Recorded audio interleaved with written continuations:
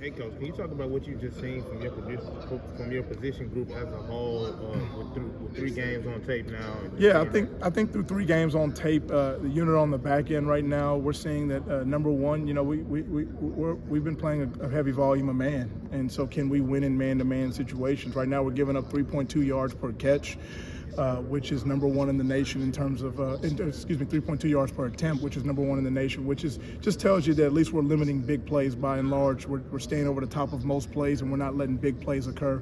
I think when you look from a zone instinct standpoint, you know, are we having a lot of yards after catch? When we are in those zone situations and they do dump the ball down or they do push it out to the flat, are we able to control the yards after the catch? And I think we've been able to limit those things. So I think there's a lot of good things on tape. You know, we've had some penalties that we got to clean up. We got a couple times where we haven't been on the top shoulder. We got to clean those things up. A couple missed tackles from a couple guys that we got to clean up. So we are being as critical on ourselves as humanly possible, but also not diminishing and the positives that have been out there on the football field. So it's a work in progress. We're going to continue to push these guys. The best thing right now that's happening, I feel like, is there's a lot of trust that's being developed where you know, you're telling guys how and why to do certain things. You're having good, healthy conversation.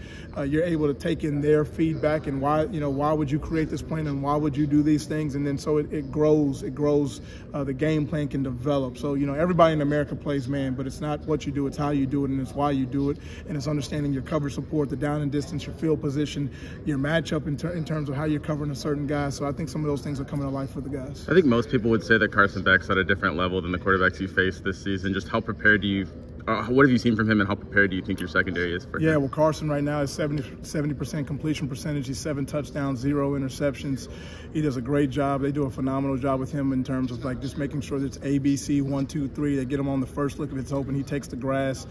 They stay in favorable down and distance situations, which doesn't, you know, it takes pressure off of their old line, and it takes pressure off of him having to make hard, tough decisions when they're not out there in 3rd and 12 and 3rd and 14 and 3rd and 10. So I think from a program standpoint, they've done a phenomenal job of developing the quarterback spot. They tie in a lot of pieces around him. They protect him. They got playmakers around him. They use the running backs well in the throw game. So they know exactly what they're doing. They have a very clear plan and a very clear attack. So we're going to have to be at our best. We're going to have to continue to improve. We're going to have to be at our best to go out there and have a successful Saturday. Coach, when you look at the film of UGA's receivers, what sticks out to you so far, and how do you formulate a plan for your DBs? Well, not giving away the game plan, but, you know, they have athletic guys. You know, there are a lot of guys with 21 points on the GPS in terms of they can run.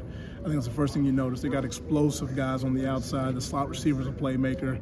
They got receivers on the outside that can make contested catches. They can also make over-the-shoulder catches. They can make the challenging across-the-middle catches. They present a heavy volume of throw game. They can do it all. They can attack you horizontally. They can attack you vertically down the field. They have the short and intermediate game. They have the play pass. They have 3-step. They have RPO. You have a clean drop-back progression game. So there's not too many things that they don't do. They give you a lot of personnel groupings. They line up in all formations out of those personnel groupings. So it certainly is a challenge just from a schematic standpoint, from a volume standpoint, and then from a personnel standpoint because they have playmakers. So we're very aware of how good they are. It's a good football team. It's a really good football team, and we're and the best thing about it is they have our full undivided attention. And what we got to do is we got to keep it about us. We got to keep it about who we are and what we're going to do and how we're going to go out there and battle and challenge every single throw and get ourselves in a position to go make plays. We haven't heard Damani Jackson's name a lot since the season started. Is that a good thing? And what have you seen from him, just kind of keeping things quiet on his side? Yeah, I think sometimes you can hear a guy's name a lot and because he's on the wrong end of things. And I think sometimes when you're having some silent games a little bit, you're getting, if you look at a couple sacks and a couple hits on the quarterback last week, well, a lot of those were caused, number one, with a great pass rush, but the quarterback was on his first look and the guy wasn't open. He was on his second look and the guy wasn't open. And then that just buys enough time for that D lineman to get that 6th or 7th or 8th step to get home. So I think as a team, from Coach Womack all the way down, that we're tying in the rush and the coverage very well, and Damani's doing his job. He's covering guys up. He's playing on the upfield shoulder of the vertical passing game. He's challenging the short throw game, and he's doing what we're asking him to do right now. So we know that the play is going to continue to pick up. Like, you know, we're playing a very, very, very good SEC football team coming into our building. So we got to continue to raise our level of play. We got to continue to not have our bad plays be that bad where they really hurt us, and then continue to push our plays, our playmaking ability up. So been pleased with what he's been doing right now. We got to continue to grow and continue to get better. It seems like the offense isn't giving you guys much time for a rest on the sideline. I'm curious, in terms of just continuing to keep guys, athletic, just make sure like stamina's up. How have you guys got? Well, I think, sure. You talk about the rest. I think it's twofold. Sometimes you don't get rest because it's a 3 and out, and then sometimes you're not getting rest because they're big plays. So we've been having a lot of big plays, which which creates that energy and juice for the guys. And I think one thing we've been able to do is play a heavy volume of guys, and you're seeing a little bit of our depth grow where we've played 6 different corners. Really 4 or 5 with significant reps with Deshaun Jones and Mbakwe getting in early rotations, and then Zabian and Damani taking a healthy chunk of reps. So we know that you're going to have development of guys and depth of your roster all the way through. Offense has been doing a phenomenal job, and I think everybody feeds off of each other. I think when Ryan scored that slot fade, the entire defense stood up and just brought that jolt of life and energy to the entire sideline. So I think everybody bounces off with each other really well. It's not about any one individual or any one unit. It's about the team, and I think the team has been doing a phenomenal job supporting each other. Was that something you considered at the beginning of the season, that it was going to be such an explosive offense that you needed to have a lot of rotation at the cornerback position? Well, I think 2 things. We have explosive guys, and I think if you're looking to play a long season and a lot of football into now what is December and all the way into January, 3rd week of January, we know that I think it wouldn't be smart for us. 1, we have really good football players, but 2, how do we kind of peek around the corner, have some foresight, and kind of reverse engineer this whole thing in terms of how we got to begin with the end in mind and know that we're going to need multiple guys to play a lot of reps in a championship type run season that we would like to have. When I was in Dallas in 2020 with Mike McCarthy, he taught me this in terms of that Super Bowl run that he made. He talked about, the NFL roster is a 53-man roster, 47 dress, but he said you would be surprised how many different guys that were actually dressing on a week in, a week out basis, and how many guys you kind of churn through. It's a violent game. It's a physical game. So we know we're going to have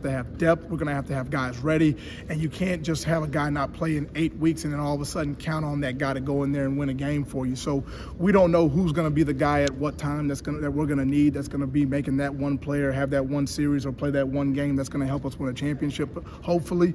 So we got to continue to prepare guys and get guys ready. So you're seeing a lot of volume of guys play and really play well and do their job. Coach, can I take you back just a little bit to what you thought when you heard that Nick Saban had retired, and then your opportunity to come here? I'm a football enthusiast at heart, and just knowing the impact that Coach Saban has had on the game of football in and of itself. Football gave me an opportunity growing up in Dallas, Texas to, I won a state championship in high school and then got my education at Baylor University. I love the game of football. I want to give back to football. I'm a fan of all the football legends that are out there. Nick Saban is certainly one of them. And so I was the head coach at University of Buffalo. I remember when I saw the ESPN ticker saying that he retired, did not probably have the foresight of how many coaches and lives were going to get impacted because of that one announcement and the ripple effect that it caused. It's kind of like that butterfly effect, and certainly always been an admirer of all the success that this program has had all the way back through the years, and then obviously the success that Coach Saban has had being here, was it 17 years? So, hopefully I'm not wrong on that, I think 17 years. So just, we know the impact that he's had just on so many people's lives. We think about the championships, you think about the wins, but really sometimes you don't see the generations and the generations that change because this one guy got a degree and maybe he was a first-year college student like I was in my family, and going to college changed my life. I met my wife in college. I got my undergrad and master's at Baylor University, and I'm thankful for the game of football.